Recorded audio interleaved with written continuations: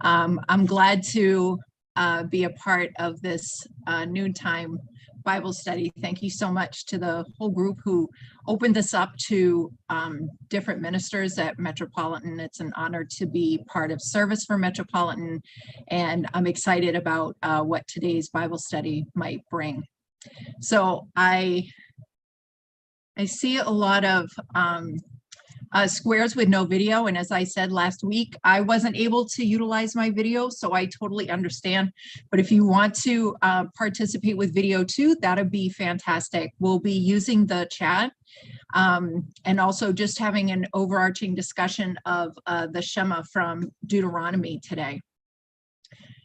Before we get started, is there anything that, using Metropolitan and AME language, is there anything for the good of the body that folks would like to share before we get started with a prayer and get into kind of what I'm thinking about for this hour?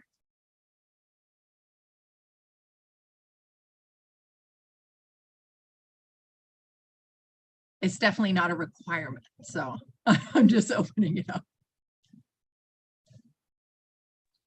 I would like for us to keep in prayer Diane Little, C's Little's family when you do pray.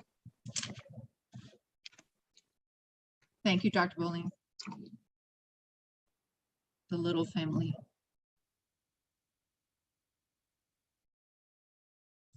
Any others?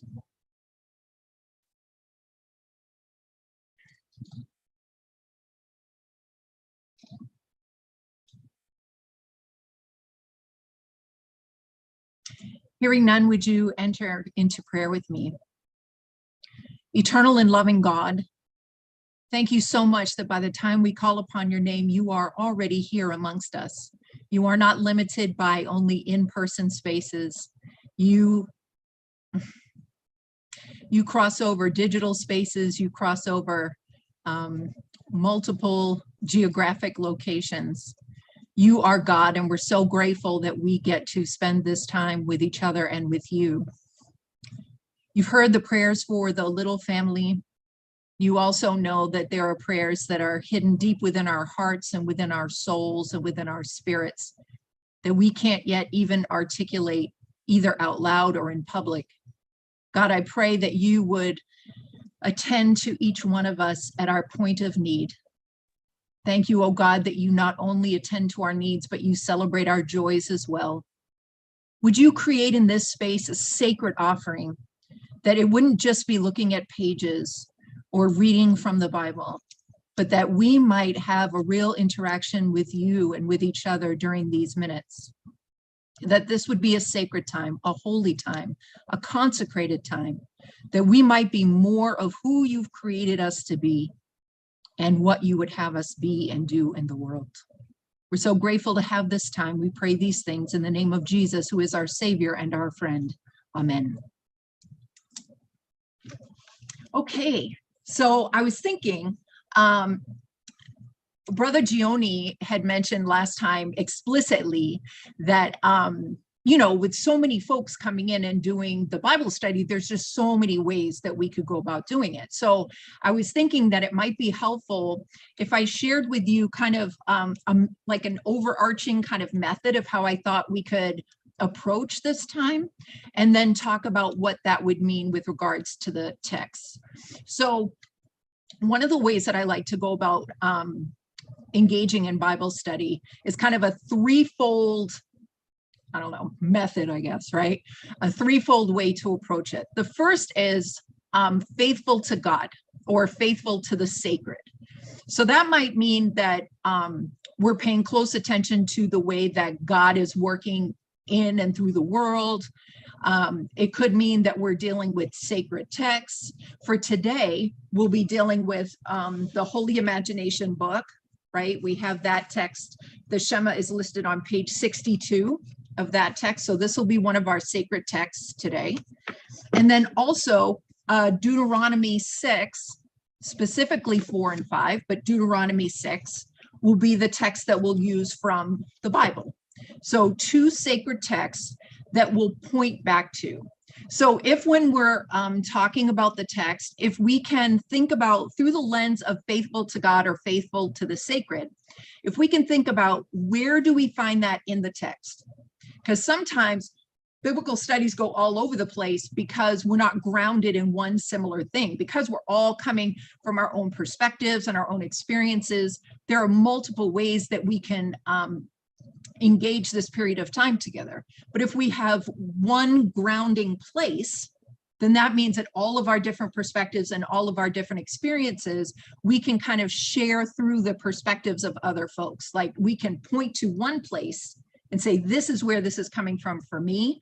And then we can at least be speaking about one similar thing. So if somebody then responds back, it's not two people having conversations like this, right? We're having conversations together. So the first aspect is faithful to God or faithful to the sacred. And the way we'll attend to that is, where do you find that in the text? Like, help us see where you see that in the text. The second overarching move is authentic to me, right? And when I say me, I mean like each of us, right?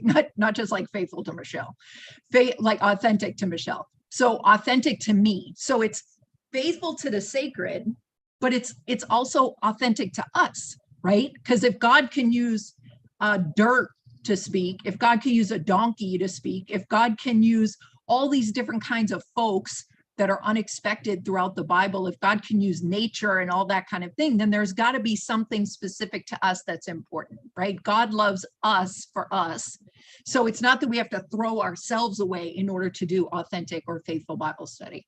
So, and in this way, we can not point to a sacred text, but point to, how do we know that, right? So like, well, how do you know that? Like what? And that's not restrictive or limiting. Like it's not a limitation. It's not a my mind is going to slang. So it's not like a diss, right? It's not like, well, how do you know that? It's not that. It's like, well, from where in your experiences do you pull from that, right? So that now we've got two grounding places, because again, sometimes if we just use, let's say what some facilitators will say, we're going to use I statements, right? Even if we're still using I statements, we can still be doing this or doing this.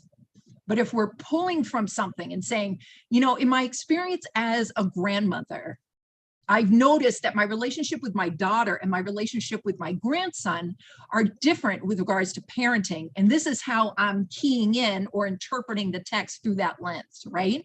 Or, you know, it could come from our racial positionality, right? So I'll say things like, for those of us who are white, right? Because there's no place I can be that I'm not looking through that lens, right? So I'm saying something that could be very, very different than someone else who's talking about it through a Black experience or a Latina experience or something like that. Okay, so the first one is faithful to God or faithful to the sacred. Where do you find that in the text? The second one is authentic to me or authentic to self, right? And the question there would be, from where do you pull from that? Or like, what part of your experience helps you see that? And then the third one is honorable with others. So we could do Bible study all by ourselves, right? We, especially as Protestant Christians, we believe that, you know, we can just like hang out anywhere and get together with God, right? We don't need an intermediary or anything like that. So we could do that. Like we could have a sacred text, or we could have some personal relationship with God and have those conversations by ourselves. But it means something different when we have them with one another. So that also means that we're thinking about, even though we can't put ourselves in the position of someone else, with all that we know and all the empathy that we might have, we're trying to think about, what does it mean for us to do this honorably with people who are similar and different from us, right? So, and again, that's, you know, there's not necessarily like a specific question for that, but more of an awareness. So the threefold method is faithful to the sacred. Where in the text do you find that? Authentic to self. What part of your experience are you pulling from as you make that interpretation? And then how can we do this in a way that's honorable with folks that are similar and different from us? Okay, so that being said, again, the two places that we're going to pull from are the Holy Imagination text, the Shema, which is found on page 62, and then Deuteronomy 6, 4 through 5 specifically. But since we went up to 5 the last time for the 10 Commandments, we'll bring it up to chapter 6. So are there any comments or questions or nuances to anything that I've talked about so far before we dig right into the biblical text? Anything that someone would like to bring forward? Welcome, everybody. I see some different folks have come on since we started. Greetings. That's a lot to kind of digest. Yeah, it is. Do you have your chat open by any chance? Yes, I do. Yeah, so again,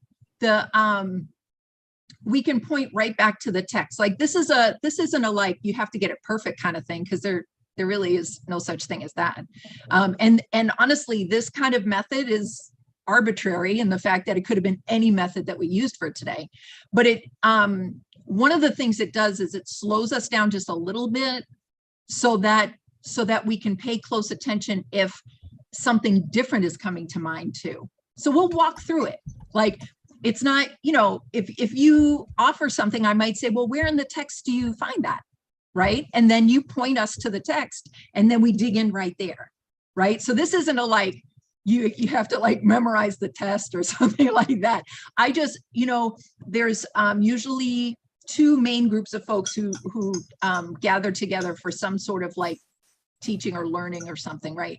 The folks who just want to like get into it and just kind of figure it out as we go. And the folks who want kind of an overarching view of like, how's this thing going to play out? Right. So I'm kind of going to do both. We did the how's this overarching thing going to play out for the folks that are kind of outline oriented. And now we're going to jump in and kind of do it as we go. So it's a both and. Thank you so much for bringing that forward. I appreciate it. Because yeah, it's especially if it's like brand new. It's like, my goodness, never been to a Bible study with so many rules. They're not rules. They're just kind of like, let's jump in and kind of see how we can talk with one another differently. That's all. Okay, so let's get started, right? Let's do the jumping in part. Why don't we start with the Bible? Because a lot of us look at that even as our only sacred text. So let's start with that. And then we'll pull off over into the Holy Imagination text a little bit, but we'll do a little bit of work in the chat before then. So could I ask for, let's see, 1, 2, 3, maybe like 3 or 4 different folks who'd be willing to read like a certain amount. If you could just put your name in the chat, like 3 or 4 folks, and then we don't even have to say like, okay, now you go next. Like you'll just look in the chat and be like, you're first. And then when you stop, the next person will go. Okay, thank you so much, Dr. Bennett. Thank you. And I see Sister Oxendine has raised her hand. So Sister Oxendine, why don't you see yourself as like reader number 2? And then we have Sister McKay. Okay. Yeah, why don't we go with that? So Dr. Bennett, would you start, please? And then wherever you stop, then Sister Oxendine, jump right in, please. Only call me Marion. Okay, Marion, thank you so much. I appreciate that offer. Where do you want me to start? Would you start with Deuteronomy 6, verse 1? We're going to read Deuteronomy 6, the chapter Deuteronomy 6. Ooh, thank you so much, whoever did that. Okay. Okay. The purpose of the law and an exhortation to obey it. Now these are the commandments, the statutes, and the judgments, which the Lord your God commanded to teach you, that ye might do them in the land whither ye go, and to possess it. That thou mightest fear the Lord thy God, to keep all his statutes and his commandments, which I command thee, thou and thy son and thy son's son, all the days of thy life, and that thy days may be prolonged. Hear therefore, O Israel, and observe to do it, that it may be well with thee, and that ye may increase mightily, as the Lord God of thy fathers hath promised thee, in the land that floweth with milk and honey. Hear, O Israel, the Lord our God is one Lord. And thou shalt love the Lord thy God with all thine heart, and with all thy soul, and with all thy might. And these words which I command thee this day shall be in thine heart, and thou shalt teach them diligently unto thy children, and shalt talk of them when thou sittest in thine house, and when thou walkest by the way, and when thou liest down, and when thou riseth up. And thou shalt bind them for a sign unto thine hand, and they shall be as frontlets between thine eyes. And thou shalt write them upon the posts of thy house and on thy gates. And it shall be, when the Lord thy God shall have brought thee into the land where he sware unto thy fathers, to Abraham, to Isaac, and to Jacob, to give thee great and goodly cities, which thou buildest not, and houses full of all good things, which thou fillest not, and wells dig, which thou diggest not, vineyards and olive trees, which thou plantest not. When thou shalt have eaten and be full, then beware lest thou forget the Lord, which brought thee forth out of the land of Egypt, from the house of bondage. Thou shalt fear the Lord thy God and serve him, and shalt swear by his name. You shall not go after other gods, of the gods of the people which are around you. For the Lord thy God is a jealous God among you, lest the anger of the Lord thy God be kindled against thee and destroy thee from off the face of the earth. Ye shall not tempt the Lord your God, as ye tempted him in Massah. Ye shall diligently keep the commandments of the Lord your God, and his testimonies, and his statutes, which he hath commanded thee. And thou shalt do that which is right and good in the sight of the Lord, that it may be well with thee, and that thou mayest go in and possess the good land which the Lord sware unto thy fathers, and to cast out all thine enemies from before thee, as the Lord hath spoken. And when thy son asked time to come, saying, what mean the testimonies and the statutes and the judgments which the Lord our God hath commanded you? Then thou shalt say unto thy son, we were Pharaoh's bondmen in Egypt, and the Lord brought us out of Egypt with a mighty hand. And the Lord showed signs and wonders, great and sore, upon Egypt, upon Pharaoh, and upon all his household before our eyes. And he brought us out from thence, that he might bring us in to give us the land which he sware unto our fathers. And the Lord commanded us to do all these statutes,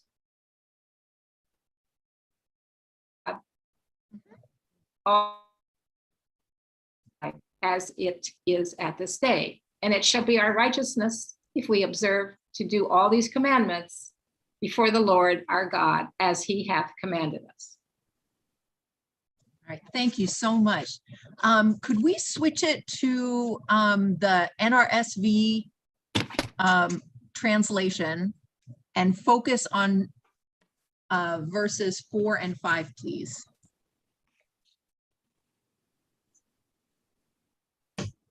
Okay.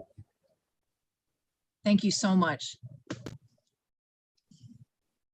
So Hear, go ahead. Go ahead. Hear, O Israel, the Lord is our God, the Lord alone. You shall love the Lord your God with all your heart and with all your soul and with all your might. Okay, wonderful. Thank you so much. Okay, so one of the ways that we can attend to Bible study is to look at one particular verse or a set of verses. In this case, we're looking at the Shema, which is 4 and 5. Hear, O Israel, the Lord is our God, the Lord alone. You shall love the Lord your God with all your heart and with all your soul and with all your might, right? So we're calling that the Shema. And one of the ways that we can understand what the Shema is, we can broaden the scope. We can look at Deuteronomy 5 and Deuteronomy 7, and see in what context is this coming. But the Bible study up until this point has gone through Deuteronomy 5. So another way that we can do it is to look at Deuteronomy 6 as a whole, as the context in which the Shema shows up. So one way that we can look at interpreting this verse is to interpret it in light of Deuteronomy 6. For some reason, the writers have this chunk of text together. It's to help us understand it as a whole, but also to help us understand what's going on within it through the whole. So if we can go, let's see. If those who are able to see their chat or text through their chat, if you could first write down a short phrase or a sentence about anything that you've heard or known or interpreted around the Shema, the 4 and 5. Either what the words mean, what the two verses have been interpreted to be, kind of what are you bringing to this period of time together already?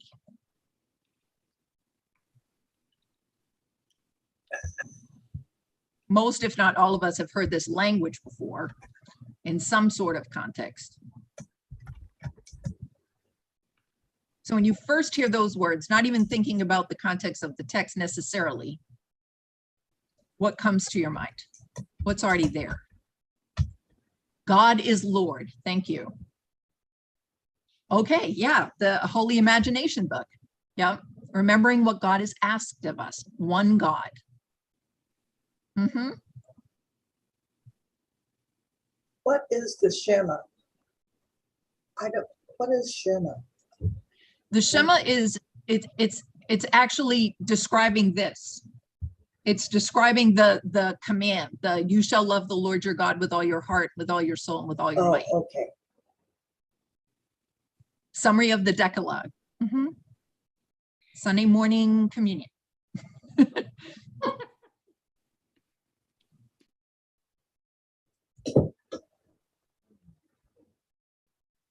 Yeah.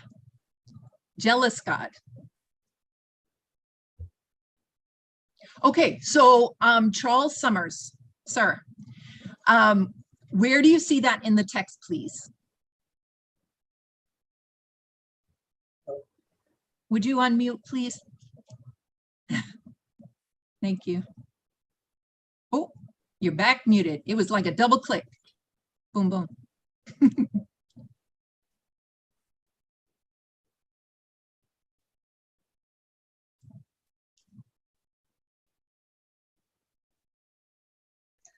Oh, Yes. I'm not so sure that I saw it in the in those verses. Okay. But Yeah. it's Yes, it was. it Well, wait. when hold on. I think about the Decalogue, in the first part of the Decalogue, he says, "I'm a jealous God," and so I just related the two. Yeah, I like that. I'm also so here's what came to my mind when I saw that. My mind immediately did an interpretive move to the Lord is our God, the Lord alone. So your words of a jealous God and me looking at the text in at the end of verse 4 where it says the Lord alone, right? For me, that reinforces itself. But again, I'm doing that because I'm interpreting that through what you offered, and you're offering it through the beginning of the Decalogue, the summary of the Decalogue, right? Yes. So yeah, I like that, because that determines a lot, right? If we look at verses 4 and 5 and we interpret those through the lens of a God who is jealous, that's going to be different than if we interpret this through the interpretation of a God who is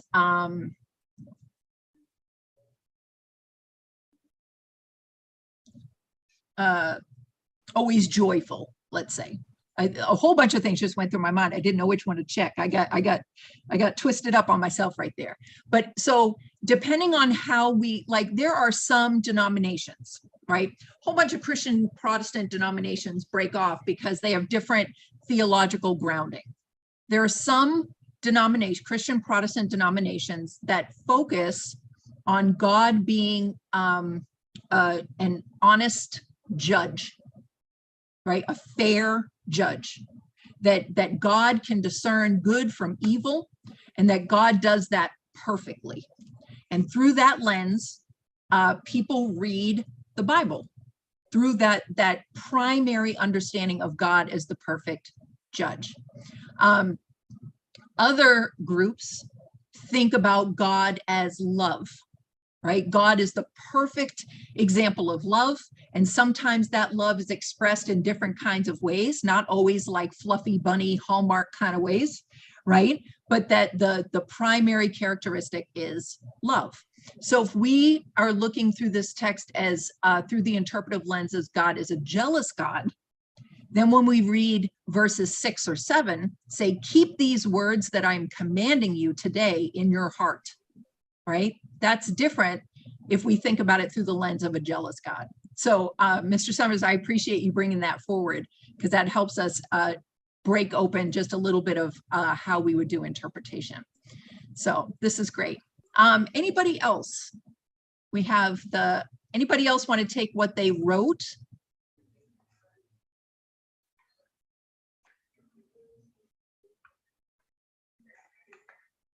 Oh, Sister McKay also says jealous is in 6:15. So if we look further in the text beyond the Shema, then we are going to get that characteristic too. Because the Lord your God, who is present with you, is a jealous God, right? So they're playing off each other.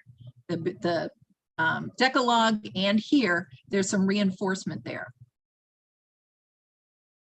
Anybody else want to jump in with what you've offered in the chat? I said relationship because it establishes a relationship between God and Israel.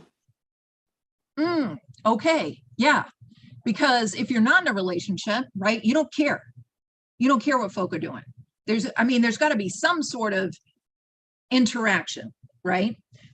Sometimes people will say things like the opposite of love is not hate, it's apathy, right? If you still hate something, you're still in some sort of interaction relationship with it, right? There's some sort of energy going back and forth.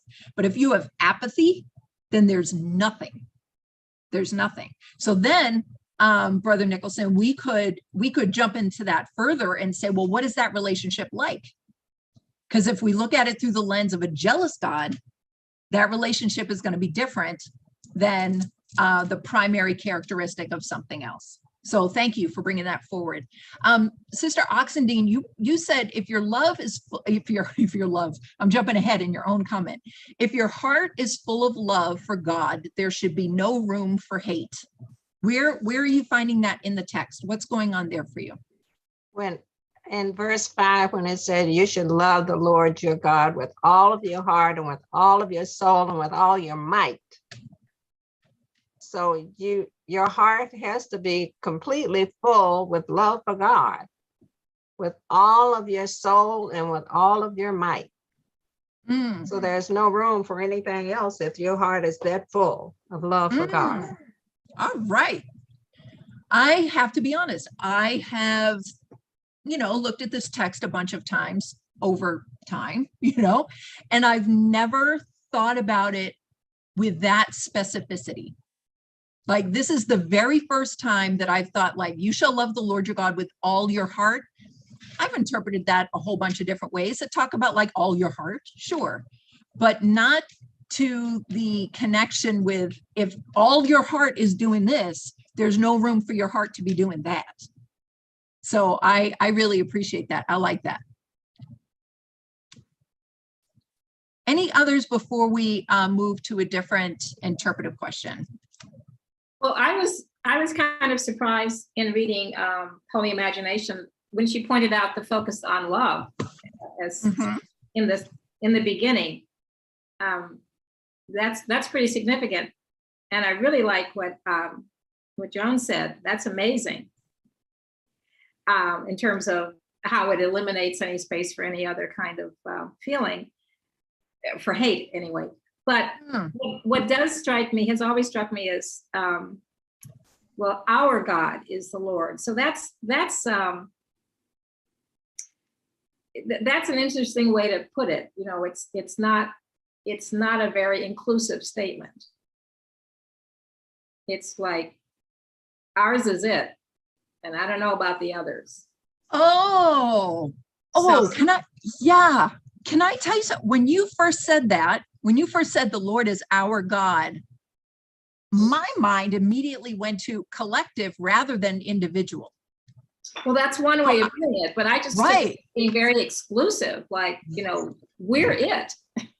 Right. And that's why that's the reaction you're seeing in me, is like, we both looked at that same statement, and as soon as you started, my interpretation went totally different until you described what you were talking about. Right. Which No, is I think- again like another Yeah. example of how, you know, where do you find this in the text is so important for these conversations, right? Because you could have just said the first part and then we'd all assume whatever we were assuming about it. Well, I So think I your interpretation is right. I mean, there is a community thought in that, but it's also a very, you know, exclusive thing. Like Mhm. we're the right ones. Mhm. Yeah. And that's very dangerous. Very. That very, and boy, have we killed people in the name of our God. I mean,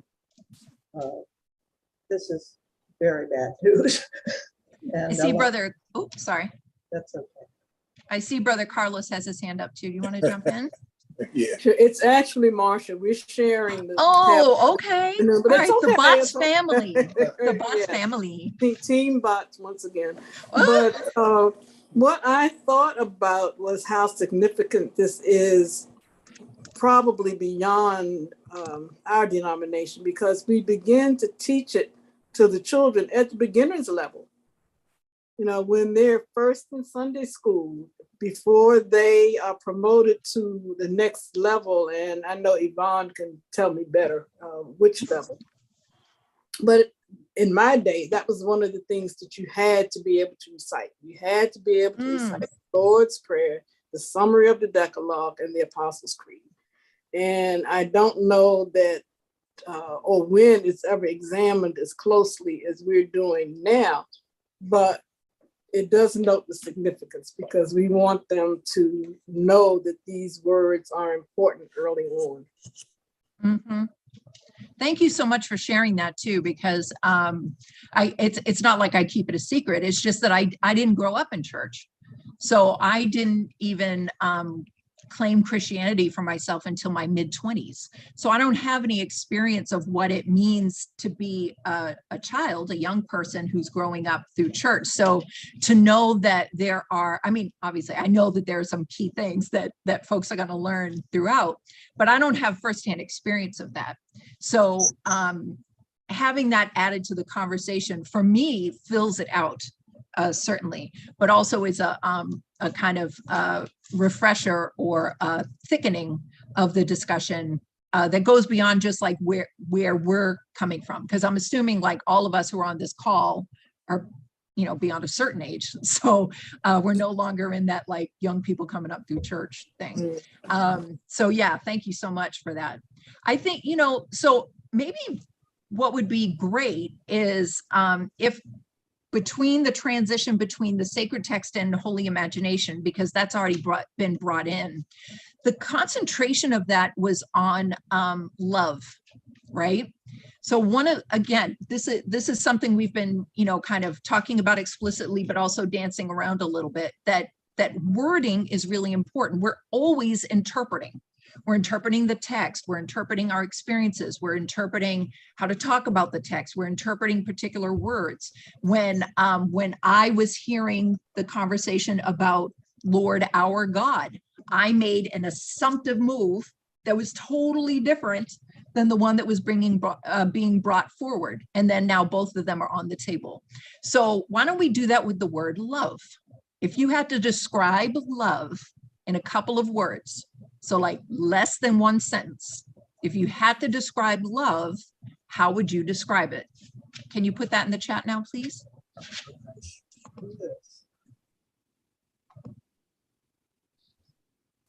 Commitment. Nice.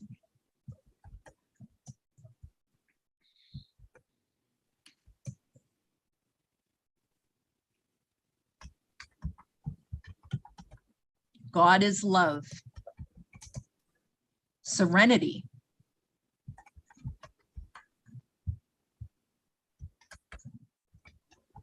Compatibility. We are accepted for exactly who we are. Caring. Unconditional. Harmony. Yeah, because I think just as dangerous as saying Lord our God, as in like it's only our God, can be super dangerous. It can also be dangerous if we're just kind of assuming that everybody's talking about the same thing when we talk about love. So if we're going to make a statement like God is love, or even if we're saying that the Shema represents God's love or helps us understand God's love or places love within the central, a central priority of what it means to be in relationship with God, then it's going to be key that we're talking about, a love that is faithful to that, right? So some folks will describe love as a feeling, right? And I saw that being countered by the first comment that said commitment. Now that doesn't necessarily mean that a feeling may not also be part of that. But usually when we're talking about commitment, we're trying to emphasize that it's not just a feeling. So Brother Craig, would you expand more on what you meant by commitment? Yes, glad to. In my mind, for love, the commitment piece is that no matter what, you're there, the good times, the bad times, you're committed. I think like you were saying, like, if you go by feelings, those can change with the wind, or how you're feeling. But that commitment, no matter what, you're in tune to that person or, that loved one that, no matter what they do, you may not be happy with it, but I'm there to support you. And kind of, I know you guys parents, I think we do that. I know I have with my daughters.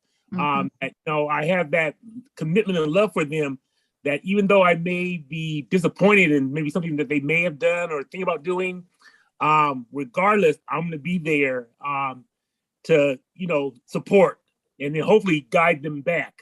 Or at least talk about it and kind of see where they're coming from. I think we have a tendency, I know when I was growing up, it's like, okay, well, this is the way you need to be.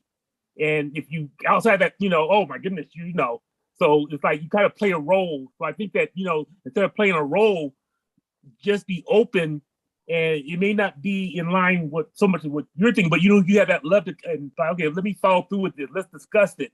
And I think that's a piece that,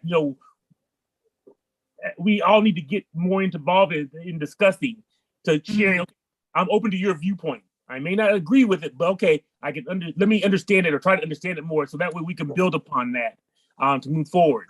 I especially appreciate how you, in an organic way, not in a following a method kind of way, but you talked about something that was authentic to you, right? You brought in the relationship that you have with your daughters, right? And what does love through the interpretation of parenting in that case mean? What does commitment mean over feelings, and that being there for them, regardless of, an action or more than one action that you don't agree with, that you're committed because you love them. And then also, what does that mean to be honorable when we're doing this with other people, right? You may have an opinion about something or experience of something that I don't agree with, but how do we do that with one another, even if I'm never going to agree with what you're saying? How do we do that in an honorable way? So I appreciate you did all three things, but super organically, right? Right in the text, God is love, like the whole love part of the text, and then authentic to you, the relationship with your daughters, and then the honorable with each other. So Again, Yeah, super yeah. organic, but I just wanted to name it for what it was. Like that was the whole method right there. So thank you. Yeah. I appreciate that. That's okay. So we've got one. I heard some folks kind of like, you know, like a little verbal call and response going on right here with commitment. Does somebody who did that want to jump in and piggyback off of that? Even if you were on mute and you did like even in your mind, this is a point to jump in. It kind of piggybacks on what Don is saying. Commitment, you know, you're there, whatever. And Yeah, I think that's what you do. Go ahead, Mary. And I think that's what you do. You know, in relationships, certainly in community, certainly in a family, which is the start of a community, you're just committed to making it work. And yeah, when you say like the family is the start of community, that's also an interpretive move, right? Even if everybody on this call believes that same thing, right? That's still an interpretive move, because for folks who, let's say folks who have and I don't mean dysfunctional as in like folks just don't get along or something, but like in an abusive family, right? There are people who then choose like their chosen family, right? They don't get, when we just kind of say the word family, we're placing a lot of assumptions in there, like love that is commitment beyond feelings and all of these caretaking kinds of things. Like how do we relate to one another in honorable and life-giving ways, right? So then we've got folks who don't have that in their like family of origin, right? Their birth family, or the family that they grow up with. And so they have chosen families. And oftentimes, even from biblical times, Christianity, the Christian family has been described as that, right? This is what it means to be with one another honorably, living out this Christian faith. It's to be that kind of family that represents what it means to be the start of a community that's life-giving.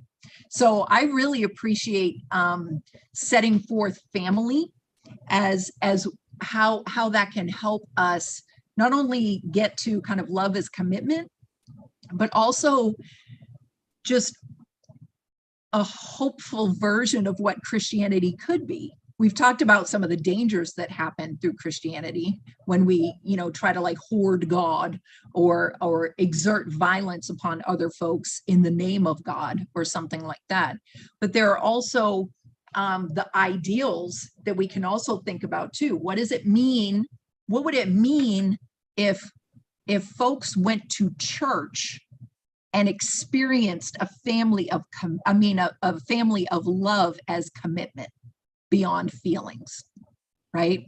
That would be a totally different church overall than a lot of what happens in churches.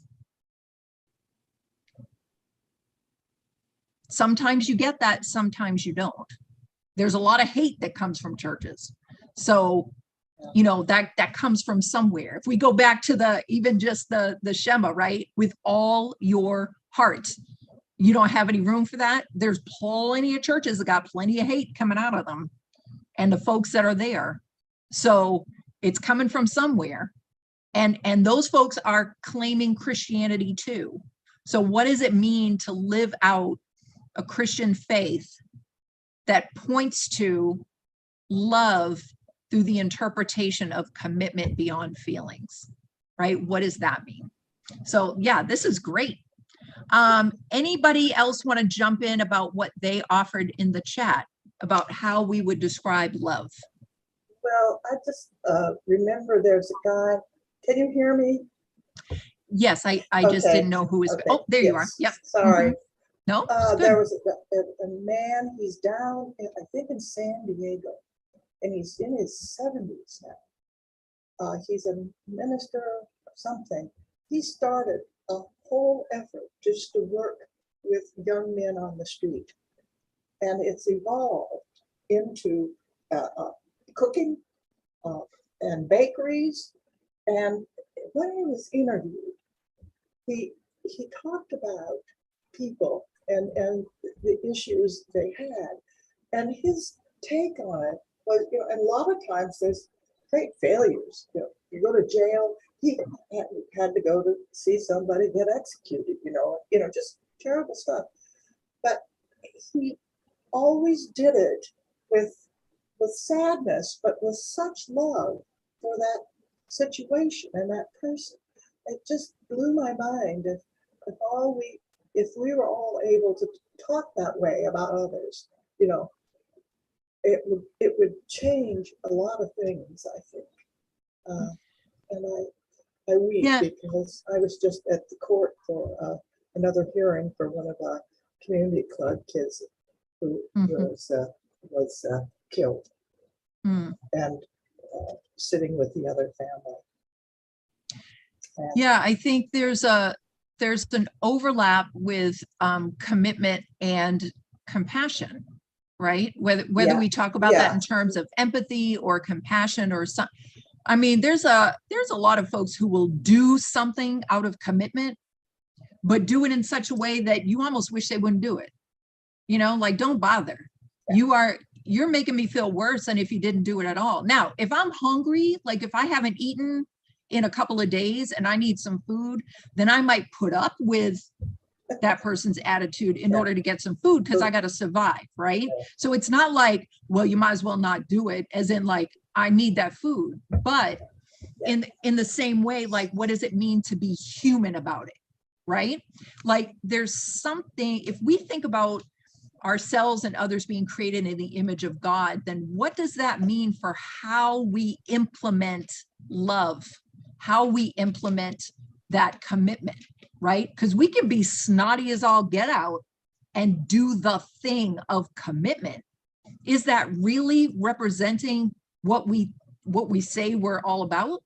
If we're talking about a God of love and then we claim that what we're doing is out of that, and we're nasty as all get out and making someone feel less than human because of the way that we're going about it, or doing it in a charity kind of way where that person is less than and we are greater than because we happen to have an extra sandwich, right? Is that the kind of thing? I mean, there's a hypocrisy there, right? There's a disjunct between the action of the doing and the action of the person of what's happening. Somebody had a raised hand there.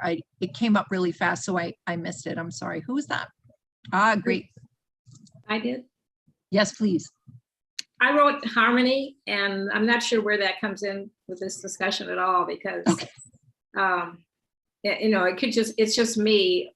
If the relationship is acrimonious and arguing and all that jazz, it's harder to love and harder to be in that relationship. So with a God, I don't want to constantly be fussing with it.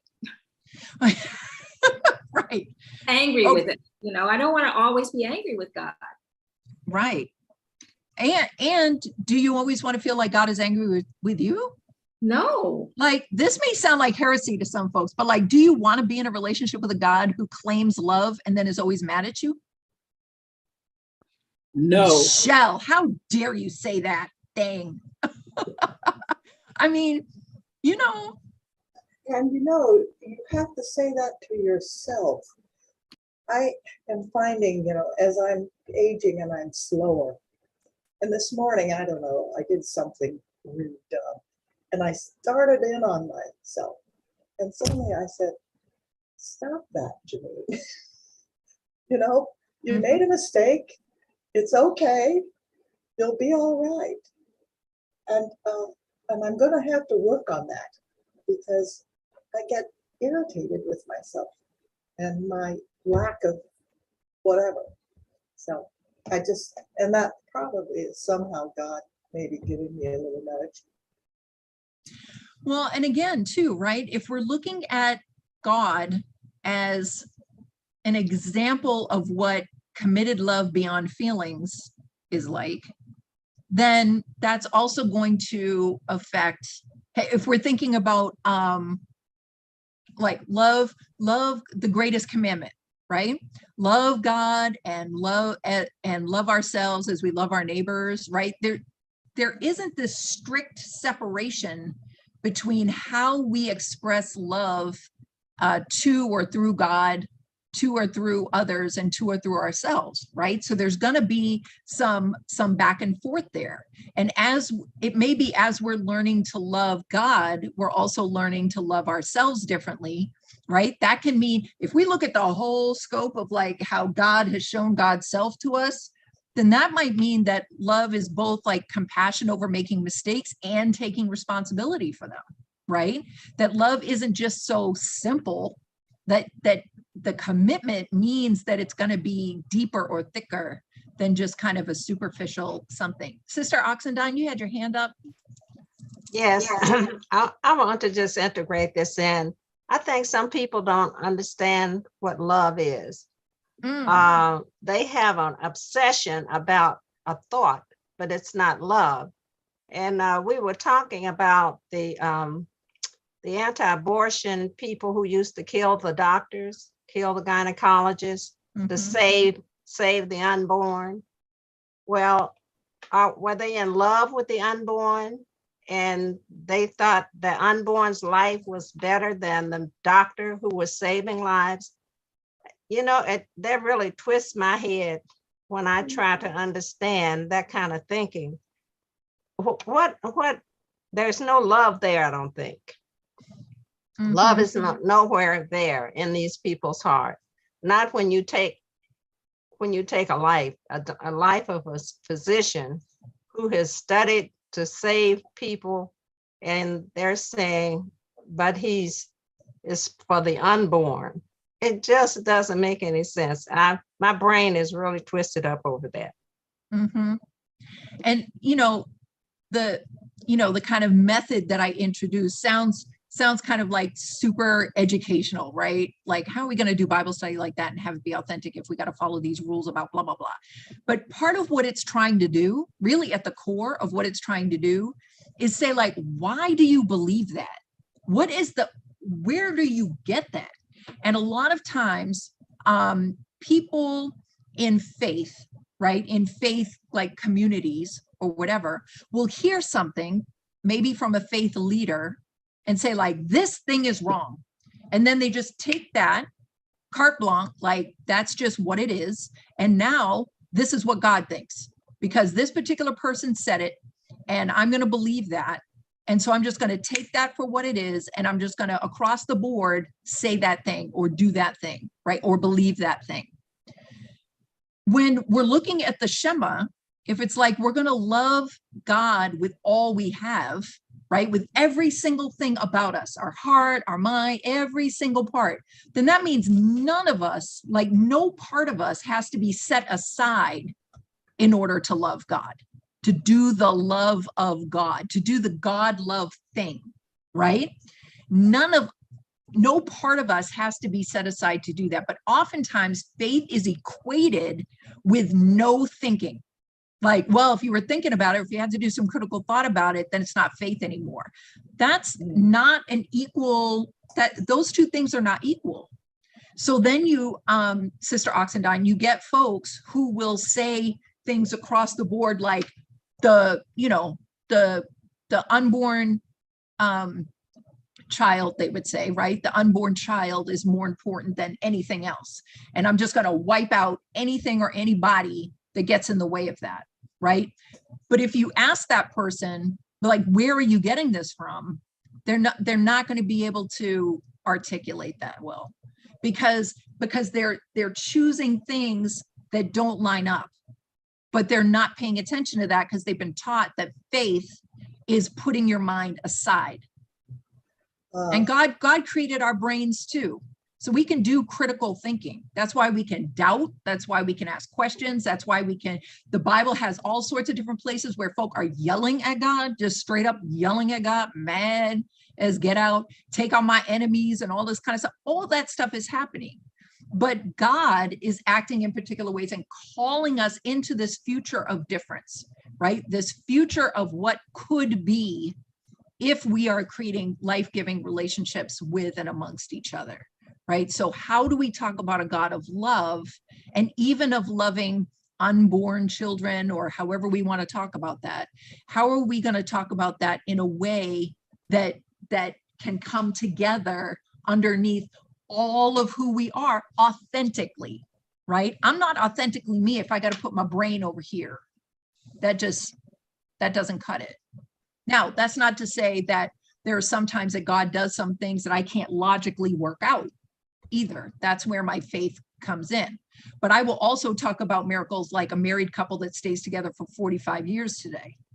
You know, that's a miracle, right? It's not water into wine, but it's a miracle. So there are some things that you can't just 2 + 2 = blah, blah, blah, right?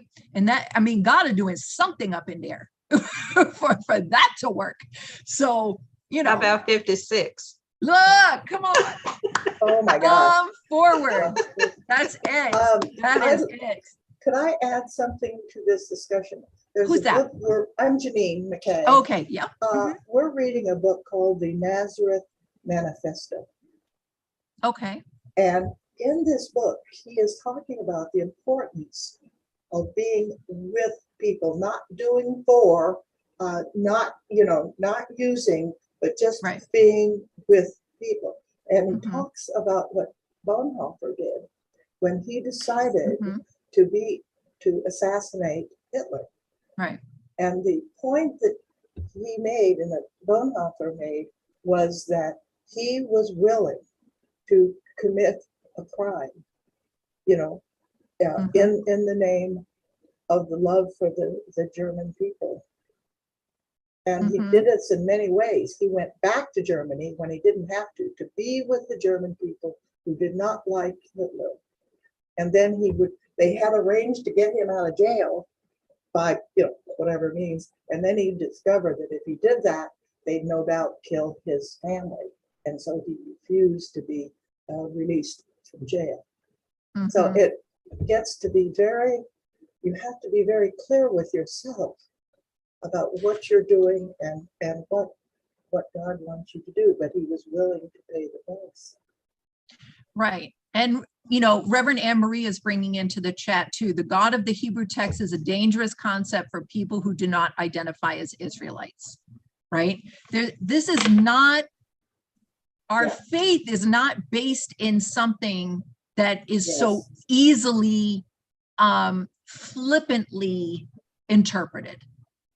Anytime that we get to a text and think, oh, this is exactly what it means, or this is so easy, or what have you, we are bound to run into trouble, because either we're going to do something that might go against everything that we've said up until that point, but we know that thing is faithful, right? So like when Bonhoeffer goes from being an ultimate pacifist to actually participating in the plot to assassinate Hitler, that is a total 180 for him.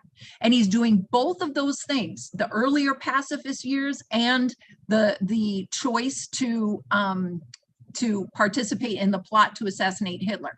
Both of those things are deeply faithful for him, right? If we look at when Abraham is taking Isaac up the mountain for the sacrifice, right? That you can't logic that out, because if you try to logic that out, God is a monster.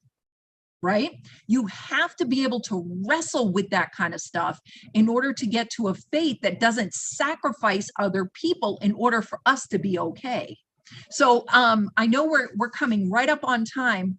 Reverend Anne Marie, would you like to jump in and offer us the final word based on your comment or anything else?